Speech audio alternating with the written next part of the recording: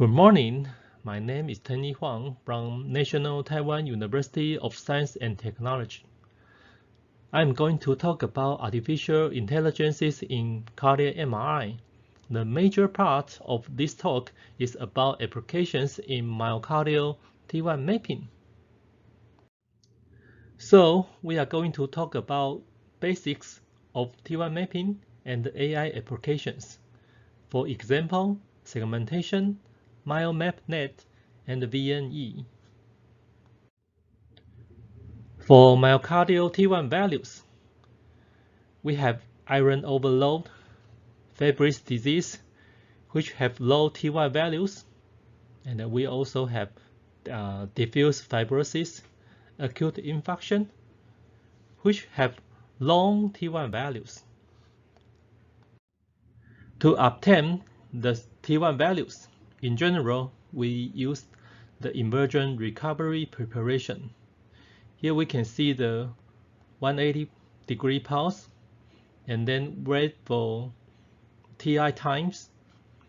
The MZ flip down to the minus MZ, and then go back to the original thermal equilibrium state. And then we can obtain the inversion recovery curve.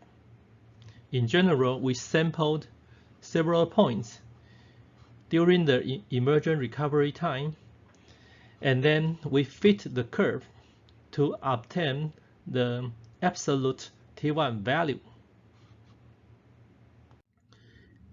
In myocardial T1 mapping, we generally use Look-Lacker method. This is an example of Look-Lacker method. We call it MOLLI-11.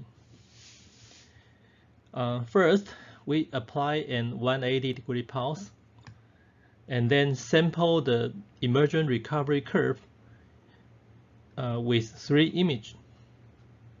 And then we wait for 3 heartbeats for T1 recovery, and then apply another 180-degree pulse, and then sample 3 images.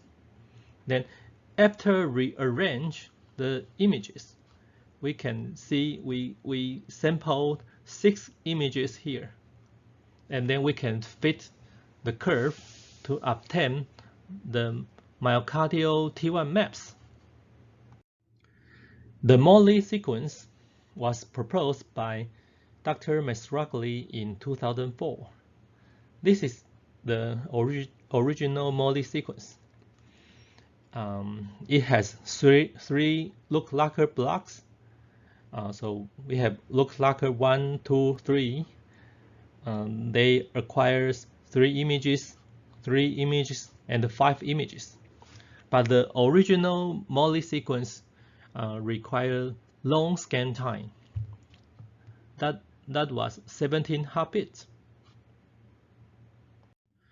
For MOLLI-11, after rearranging MOLLI images, here we can see we sampled 11 points during the T1 recovery curve.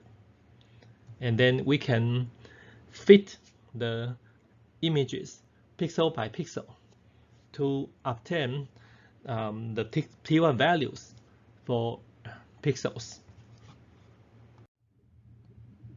Here we can see the real-world example of T1 maps.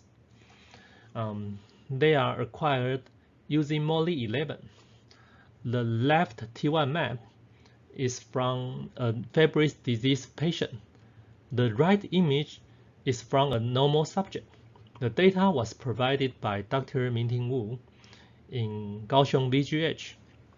After data fitting, we can check the T1 recovery curve for different tissue.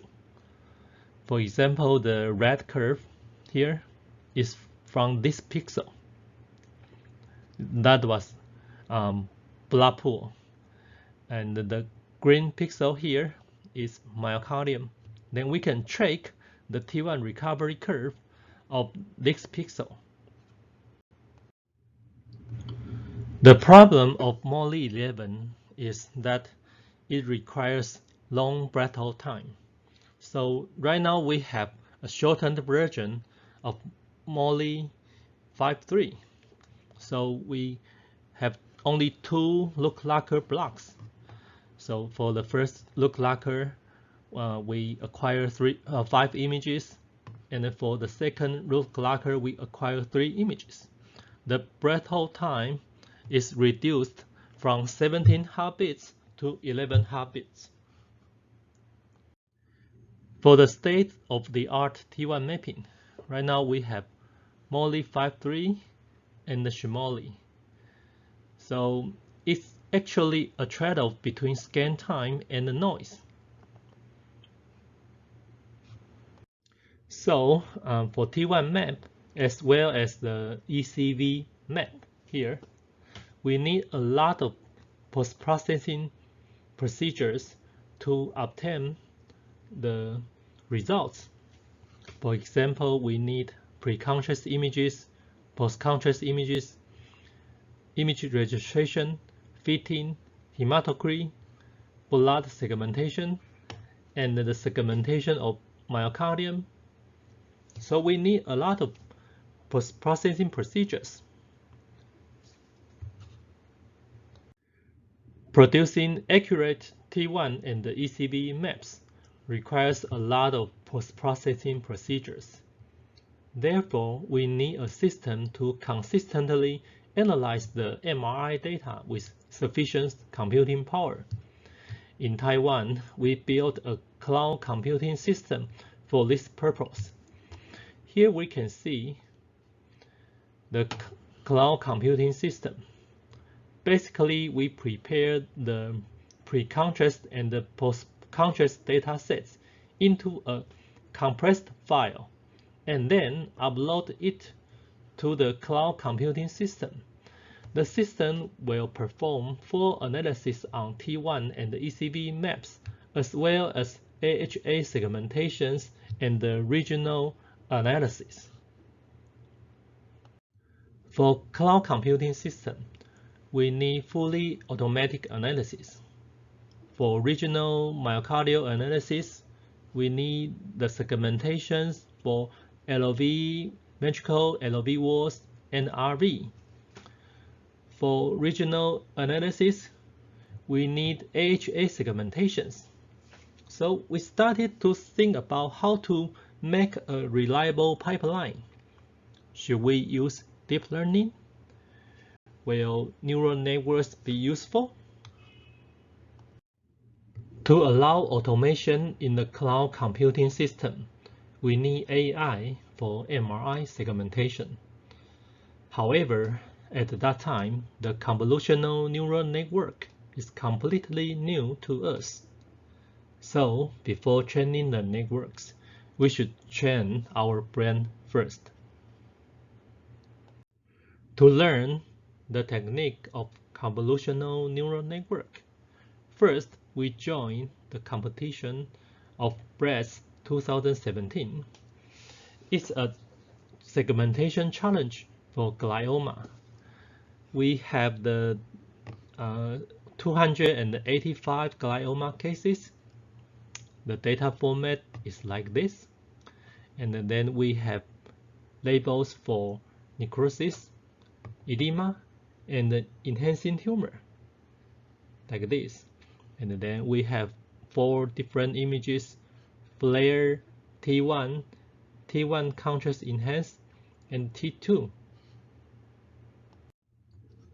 The main goal of this competition is to develop an automatic algorithm to produce segmentation for gliomas in pre-operated scans.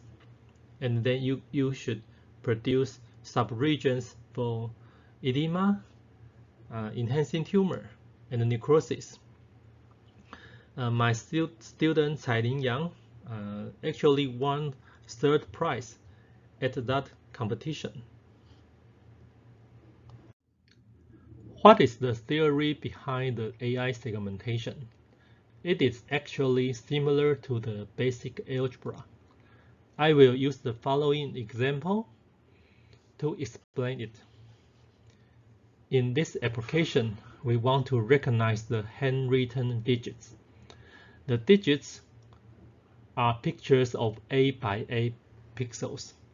Our main goal is to obtain a linear equation, the function of x, to recognize the pictures of the digits.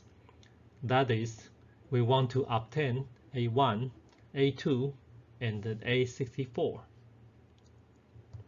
Use the 64 pixel values as input of this linear equation.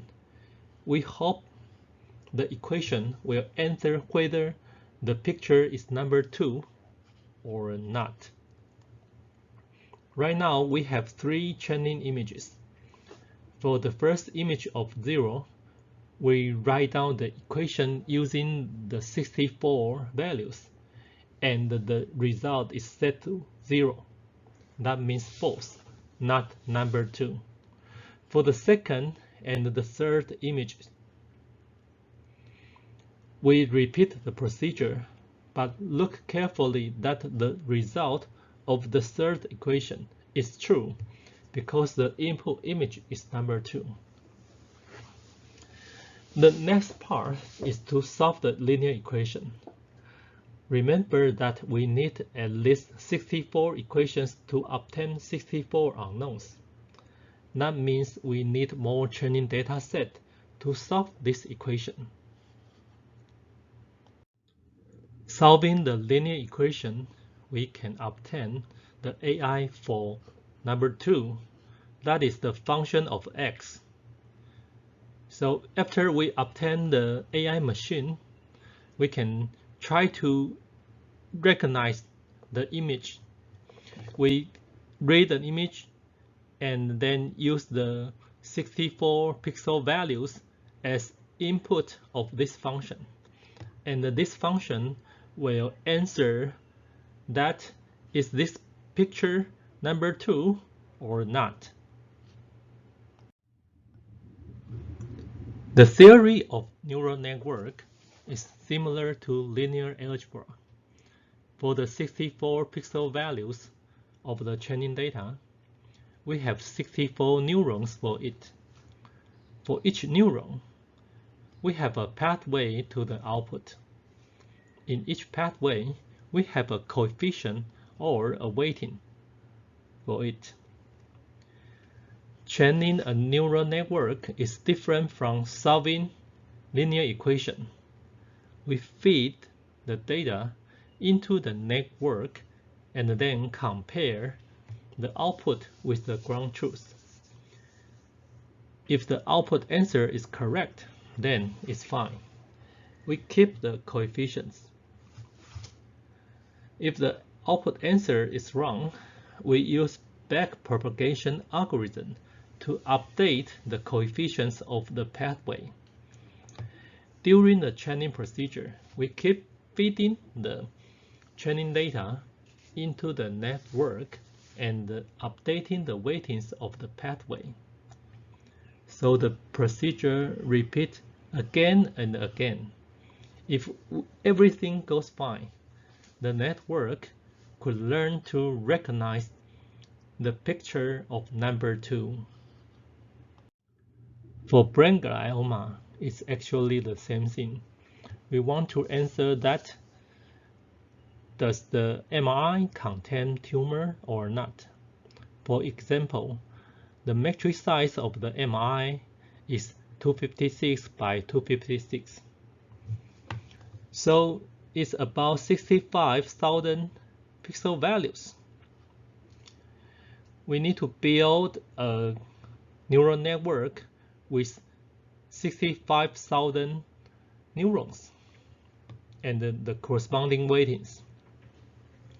To train the neural network, we need to feed the MRI images into the network and then compare the output to the ground truth. And then we feed the images into the neural network again and again, update the coefficients, and finally we could get a neural network which is able to recognize the tumor. So, what is convolutional neural network? Convolution is actually an image filter. For example, we have the edge detection filter here. The convolutional kernel is like this. So we add different image filter in front of the convolutional neural network and then fit the MRI images into the CNN again and again. We compare the output with the ground truth and then use backpropagation to update the weightings of the pathway as well as the image filters here. So if we repeat this procedure again and again, we probably can get the optimized image filters for the application of recognizing brain gliomas. This is an example of training the neural network. We have the training data here, different MI contrast, and the ground truth of the segmentation labels. And we have the testing data here. In the beginning, the neural network cannot recognize the tumor like this. And then if we fit a lot of MRI images into the neural network, let's see what will happen.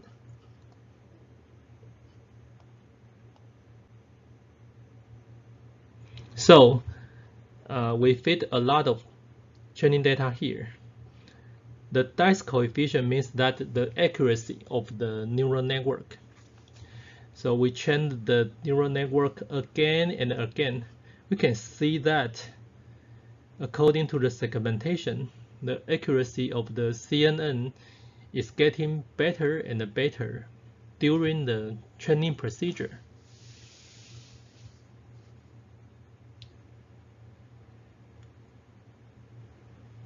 And the dice coefficient goes up to 0.9 at the end. Using this method, we created a segmentation model that could recognize glioma in different slice orientation.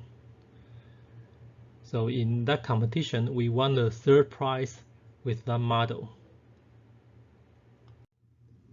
After the competition, we started to use the same technique for myocardial T1 maps. So we implemented a model. The input is the myocardial T1 map. The output is the cardiac labels.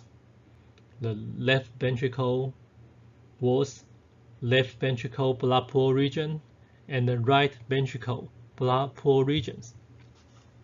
And then after training the data, we can obtain a model to perform automatic segmentation. Right now, we have obtained the model for AHA segmentations. And we put the models into the cloud computing system. The system can thus perform automatic T1 analysis on AHA segments. Using AHA segmentation, we can perform regional T1 analysis. This is an example. We collect the MOLLI images and then uploaded it into the cloud computing system, and the system will perform the motion registration, T1 mapping, and also use the CNN model for AHA segmentation. Using the segmentation, we can calculate the average T1 values of each segment and then produce the broad-eye plot of the T1 values. This table here shows the average accuracy of our model. After creating the cloud computing pipeline, we apply it on the study of tetralogy of fallot. These are the results. We can see the bull's-eye plot of the average T1 values of the control subjects, and also for the TOF subjects. And then we can perform statistic analysis to study the difference between control and the TOF subjects. Researchers all over the world have more AI studies on T1 map. For example, Dr. Guo has BioMapNet for accelerated cardiac T1 mapping in 4 heartbeats. And Dr. Zhang has VNE for virtual native enhancement for gadolinium-free tissue characterization. For MyoMapNet, the major aim is to reduce from MOLLI-53 to MOLLI-4 using AI. Dr. Guo proposed a neural network called MyoMapNet. The inputs are the pixel values of the first 4 images of MOLLI, and the output is the T1 value. Using the original MOLLI-53, Dr. Guo can obtain reference T1 value to train the network. After creating the MyoMapNet model, he used only the first 4 images to reconstruct the T1 map. Using MyoMapNet, we can reconstruct T1 map using only the first 4 images of the MOLLI experiment. So we can reduce the breadth of time from 11 heartbeats to 4 heartbeats. Here we can see the results of MyoMapNet. Dr. Guo creates the MyoMapNet model using the T1 mapping data from 749 patients. The first row is the native T1 map. The second row is post-contrast T1 map. The third row is the ECV map. Here we can see for the original MOLLI, the T1 map was reconstructed using 8 images.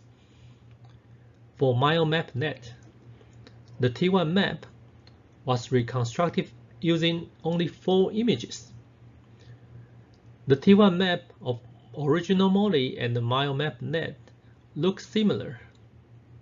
For post-contrast T1 maps, for ECV maps, they look similar too. So using MyoMapNet, we are able to collect accurate T1 maps using even shorter breadth of time. That will be 4 heartbeats. Dr. Zhang proposed VNE for virtual native enhancement. They implemented a VNE generator. The inputs are Cine, MOLLI, T1 maps, and the output is LGE image.